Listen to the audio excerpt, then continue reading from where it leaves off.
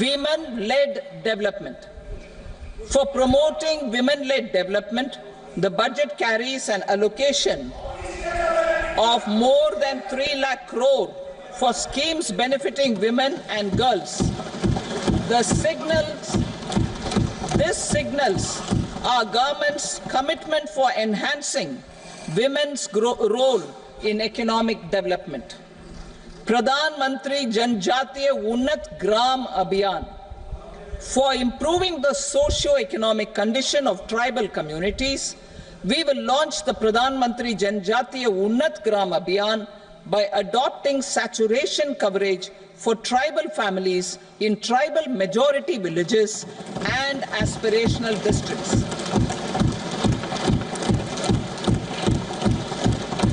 This will cover 63,000 villages, benefiting 5 crore tribal people.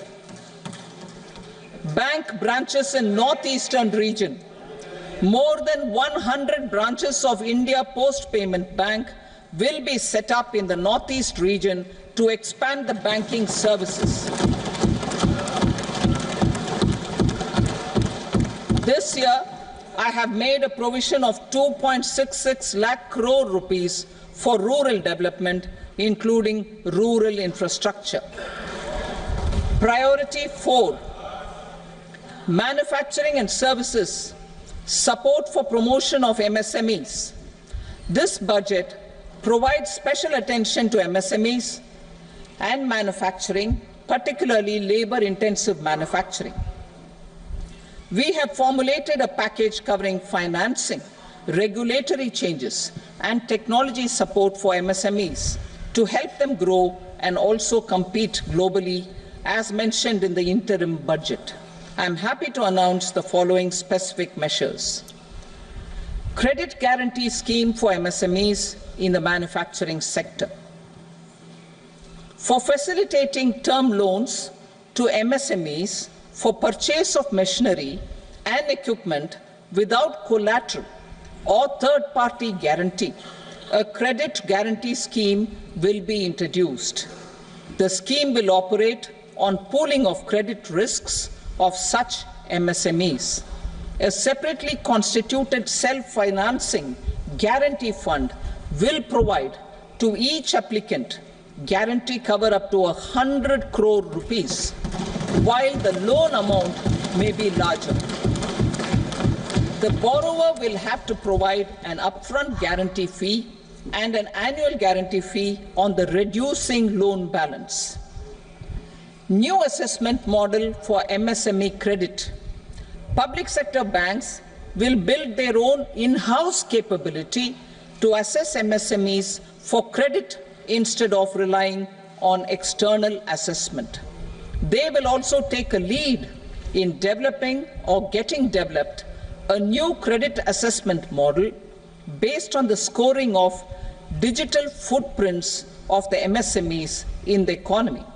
This is expected to be a significant improvement over the traditional assessment of credit eligibility based only on asset or turnover criteria. That will also cover MSMEs without a formal accounting system. Credit support to MSMEs during stress period. I'm happy to announce a new mechanism for facilitating continuation of bank credit to MSMEs during their stress period while being in special mention account, SMA stage, for reasons beyond their control. MSMEs need credit to continue their business and to avoid getting into the NPA stage. Credit availability will be supported through a guarantee from a government-promoted fund. Mudra loans. The limit of Mudra loans will be enhanced to 20 lakh from the current 10 lakh for those entrepreneurs who have availed and successfully repaid previous loans under the Tarun category. Enhanced scope for mandatory onboarding in trades.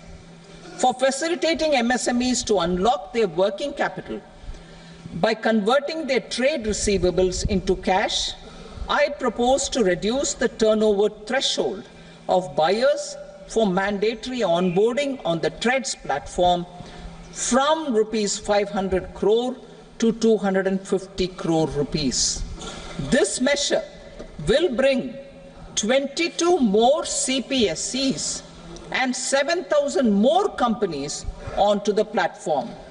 Medium enterprises will also be included in the scope of the suppliers.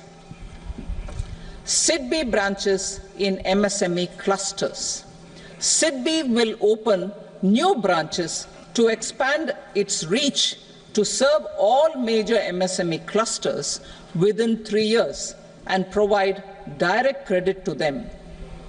With the opening of 24 such branches this year, the service coverage will expand to 168 out of 242 major clusters.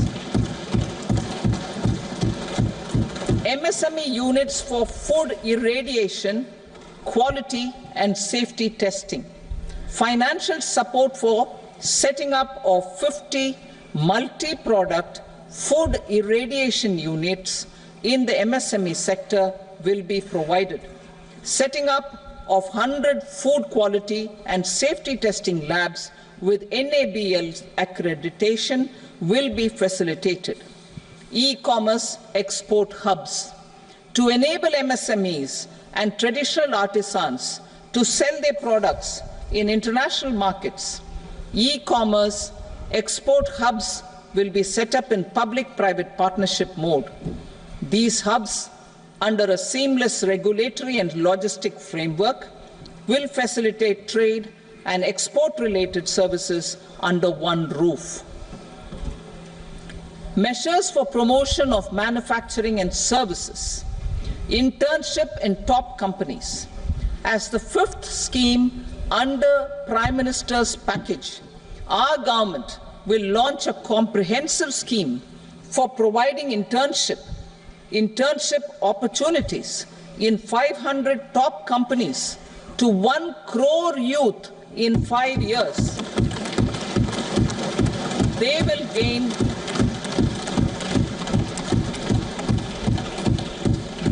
gain exposure for 12 months to real-life business environment, varied professions, and employment opportunities. An internship allowance of 5,000 per month, 5,000 rupees per month, along with a one-time assistance of 6,000 rupees will be provided. Companies will be expected to bear the training cost and 10% of their internship cost from their CSR funds. Industrial parks. Our government will facilitate development of investment-ready, plug-and-play industrial parks with complete infrastructure in or near 100 cities in partnership with the states and private sector by better using town planning schemes.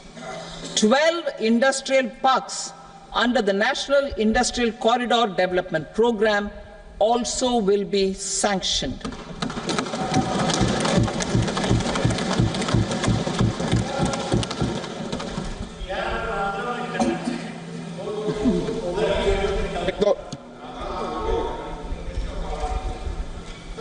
Veggie paper, no. Please, petty.